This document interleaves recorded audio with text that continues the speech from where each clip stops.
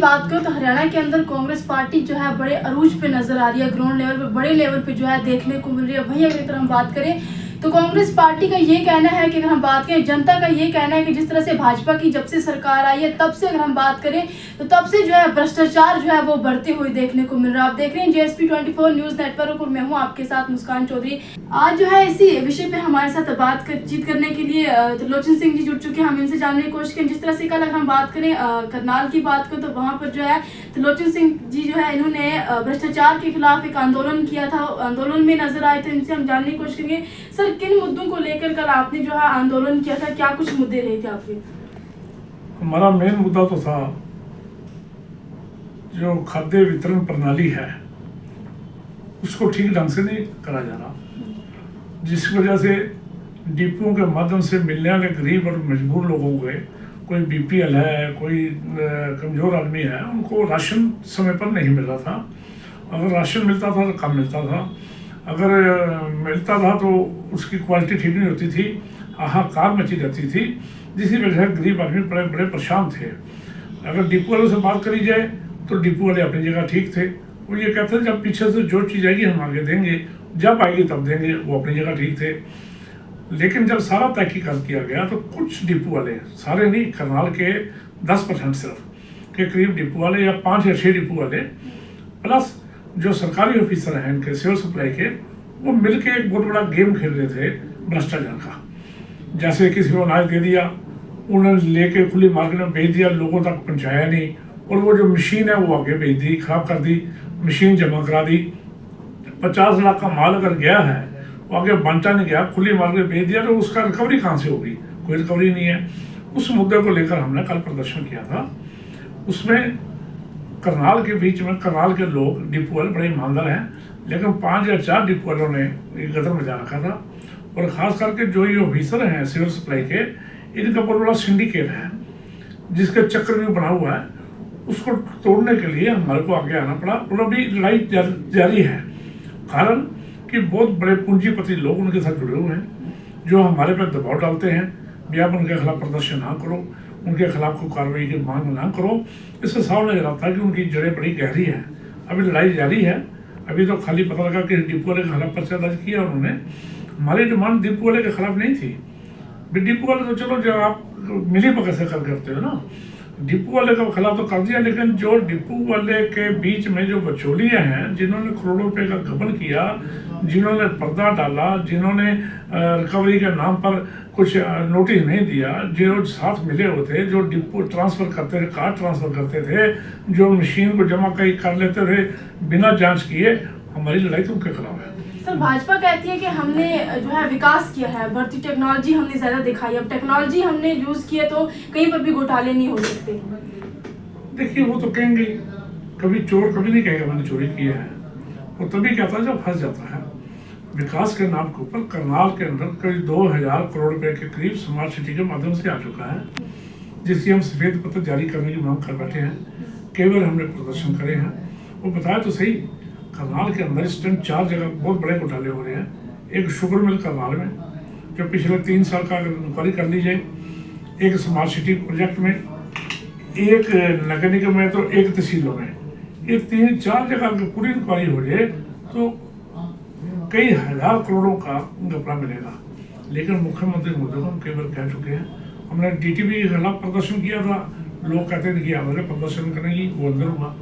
तहसीलदार के खिलाफ किया, उन्होंने कहा ये ईमानदार व्यक्ति है, मान लेते हैं ईमानदार है, वो भी अंदर हुए।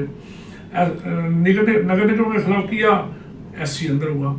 हमने जिनके खिलाफ भी किया तभी किया जब हम तहकीकात में पहुंचे हैं। अब हमारी लड़ाई जो सीधी है खाद्य आपूर्ति विभाग से है। भले ही इसमें मेरा नुकसान हो सकता है आने वाले समय में, तो कुछ पूंजीपति लोग उनका संरक्षण दे रहे हैं, जिसकी वजह मेरा नुकसान हो सकता है, लेकिन मेरी आवाज़ बुलंद रहेगी। पक्ष जब भी कोई कदम उठाता है तो विपक्ष की हमेशा उसके ऊपर नजर रहती है, चाहे वो सिस्टम हो, चाहे वो कोई भी चीज़ हो, उसके ऊपर जो है विपक्ष की हमेशा नजर रहती है। सर आपसे जानने की कोशिश करूँगी कि भारतीय जनता पार्टी ने एक नारा दिया था कि बेटी पढ़ाओ बेटी बचाओ। वहीं अगर एक तरफ हम बात करें तो कल अम्बाला से एक मामला सामने आया जहाँ पर इनकी बात करें, आशा वर्करों की बात करें तो उनके ऊपर जो है लाठीचार्ज की गई, उनको जो है जेलों में भरा गया। तो क्या कुछ कहना चाहेंगे? देखिए खाली अम्बाला की बात नहीं है, पूरे हरियाणा के अंदर है। मुख्यमंत्री खुद महिलाओं का अपमान करते हैं। एक सरपंच महिला उनको मिलने गई तो उसको दुपट्टा उनके पैरों में रखना पड़ा। एक महिला ने कह दिया हमारे गांव में फैक्ट्री लगाओ, कह रहे तेरे को चंद्रयान में भेज दूंगा। करनाल की हरियाणा की बेटियों को दिल्ली के अंदर घसीटा गया, मारा गया। आशा वर्करों को करनाल में भी लाठीचार्ज किया गया, अम्बाला में भी किया गया। परसों पानीपत के अंदर सामूहिक रेप हुआ 3 लड़कियों के साथ उनके डेरे के ऊपर जाकर। कहाँ है बेटी बचाओ बेटी पढ़ाओ? ये नारा बिल्कुल खिलाफ हो चुका है। ये खाली एक मुखौटा था इनका, जो लोगों ने असली चेहरा देख लिया, मुखौटा तो नकली था। सर क्या लगता है आपको कब तक चलेगा इस तरह से भ्रष्टाचार? देखिए, हमारे को सरकार बदलनी होगी। इसलिए नहीं कि मैं कांग्रेसी मैं अपनी सरकार चाहता हूँ, इसलिए कि सत्ता परिवर्तन बोलना जरूरी हो चुका है। आज हरियाणा के अंदर क्या पूरे हिंदुस्तान में किसान, मजदूर, व्यापारी, कर्मचारी, बेरोजगार बड़ी बुरी तरह त्राही त्राही मची हुई है, बड़े तंग है। ना रोजगार मिल रहा है, ना व्यापार के है। नोटबंदी, जीएसटी, कोरोना की वजह से हमारा जो देश है बड़ा पिछड़ गया है। लेकिन कहीं भी डेवलपमेंट की बात नहीं की गई। अडानी अंबानी को फायदा पहुंचाने के लिए हर जो है प्रोजेक्ट को भेज दिया जाता है। हर बड़े बड़े काम जो अडानी अंबानी को दिया जाता है। हमारा LIC, हमारे बैंक, हमारे एयरपोर्ट, हमारा रेलवे, हमारा ये टेलीफोन डिपार्टमेंट, BSNL, सारा कुछ तो भेज दिया उन्होंने अडानी अंबानी के पास। अब बचा क्या है? बचा यही है कि देश के जो लोग हैं उनके रगों में जो खून है वो बचा है।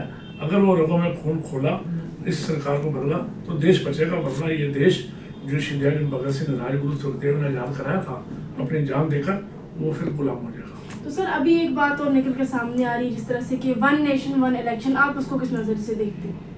देखिए, अच्छी बात अगर हो जाए, लेकिन होने का नहीं। ये जितने भी लाते हैं बिल लाते हैं, सिर्फ वाह लूटने के लाते हैं, कोई सिरे नहीं चलाते। अभी महिला इलेक्शन का भी हुआ है, लेकिन उसके बाद पहले क्यों नहीं किया, अब तक पास हो जाता। और लास्ट टाइम पे किया उसका वोटों की सुधागरी करके, लेकिन वो अब जाकर 2029 में होगा जाके। इसलिए ये खाली ऐसा मुद्दा ले आते हैं ताकि लोगों में उत्साह हो जाए, ताली बज जाए, लेकिन अंदर कुछ भी नहीं है। जैसे बाहर पहले बड़े थिएटर के बाहर बड़े बड़े पोस्टर लगा दिए जाते, लोग पोस्टर देख के पिक्चर देखना जाते थे, अंदर पिक्चर फ्लॉप होती थी। आज वही हाल है, जो पिक्चर है वो फ्लॉप है, सिर्फ पोस्टर बनी बढ़िया है। तो भाजपा का ये कहना है कि अगर हम 1 नेशन 1 इलेक्शन करते हैं तो उससे जो है खर्चा कम होगा। ये मान सकते हैं, अगर घर के अंदर 2 शादी होनी, दोनों की इकट्ठी करके खर्चा तो कम होता है, लेकिन सिस्टम बनाना पड़ता है इसके लिए। इसका श्रेय खाली मोदी साहब ना लें, इसका श्रेय हिंदुस्तान की जनता को जाएगा, जिनको केवल गुजरना पड़ेगा इस दौर से। जहाँ इलेक्शन अभी 6 महीने पहले हुए हैं, वो 6 महीने बाद फिर दोबारा करने पड़ेंगे। जनता को परेशानी है ना, लेकिन फिर भी अगर ये मुद्दा से चढ़ जाता है तो कोई बड़ा मुद्दा नहीं है। तो सर आप हमेशा करनाल की जनता के साथ जुड़े रहे हो, आपको पता है करनाल के अंदर क्या कुछ समस्या है, लोग किन किन मुसीबतों से जूझ रहे हैं, तो क्या कुछ कहना चाहेंगे आप? आप ये पूछ सकते हो कि कौन कौन सी अच्छा काम है जिसमें जनता खुश है। मुसीबतें सारी मुसीबतें हैं, वो ID का ले लो, प्रॉपर्टी आइडिया का ले लो, फैमिली आइडिया का ले लो, पेंशन योजना ले लो, राशन कार्ड घोटाला ले लो, विकास कार्य के नाम पर 2,000-4,000 करोड़ रुपया लग गया है, वो ले लो। सिविल व्यवस्था ठप पड़ी है, लॉ एंड ऑर्डर पंगु हो चुका है, ट्रैफिक व्यवस्था खत्म हो चुकी है। ऐसा कौन सा मुद्दा है करनाल शहर के अंदर, CM सिटी के अंदर, जिसको हम ये कह रहे हैं कि बहुत बढ़िया है? अब आप बता दो, अगर आपको कोई पिछले काफ़ी समय से करनाल में हो, आपको कोई अच्छी चीज़ लगी है वो बताओ, उसके बारे में बता दूंगा। लेकिन हमारे को कुछ भी नहीं लगा भाई, जो ऐसा विकास कार्य हुआ हो, जो मुख्यमंत्री ये कहे मैं करनाल का मुख्यमंत्री, मैंने ये काम कराया है, अपना श्रेय लेना चाहें तो हम देंगे। लेकिन बताया तो सही क्या कौन सा ऐसा है। कल्पना चावला मेडिकल कॉलेज जो है वो रेफर सेंटर बन चुका है, उसके अंदर दलाल बैठ गए हैं। दलालों की वजह से वहाँ हर एक चीज़ का सौदा होता है। जो ईमानदार डॉक्टर हैं वो काम करना चाहते हैं, उनको करने नहीं दिया जा रहा। ऐसे ही हर एक महकमे के अंदर ईमानदार ऑफिसर भी हैं। शुगर मिल के अंदर भी बड़े ईमानदार ऑफिसर हैं जो काम करना चाहते हैं, लेकिन भ्रष्टाचार जो उनका हावी हो चुका है। नगर निगम के अंदर भी बड़े ईमानदार हमारे जो MC है वो भी हैं, करना चाहते हैं, ऑफिसर भी हैं, लेकिन काम नहीं करने दिया जाता। इसी तरह ये सिविल सप्लाई महकमा है, यहाँ ईमानदार लोग भी हैं, काम नहीं करने दिया जा रहा। जो भ्रष्ट लोग हैं वो ज़्यादा हावी हो चुके हैं, उनके अरबों खरबों भी आ चुका है। वो पैसे की वजह से हर एक आदमी का ईमान खरीद रहे हैं।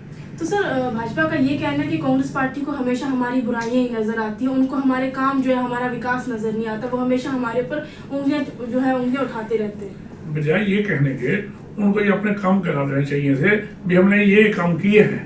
हम आप उनसे उनके ऊपर बात करते, हम आपको बता देते बुराई को तो बुराई कही जाएगी ना, गंदगी के ढेर को ये थोड़ी कहा जाएगा ये मिठाई का ढेर लगा हुआ, गंदगी के ढेर को गंदगी का ढेर ही कहा जाएगा। जो बुराई उनको बुराइयाँ ही कही जाएंगी, उनको हम अच्छाई नहीं कह सकते।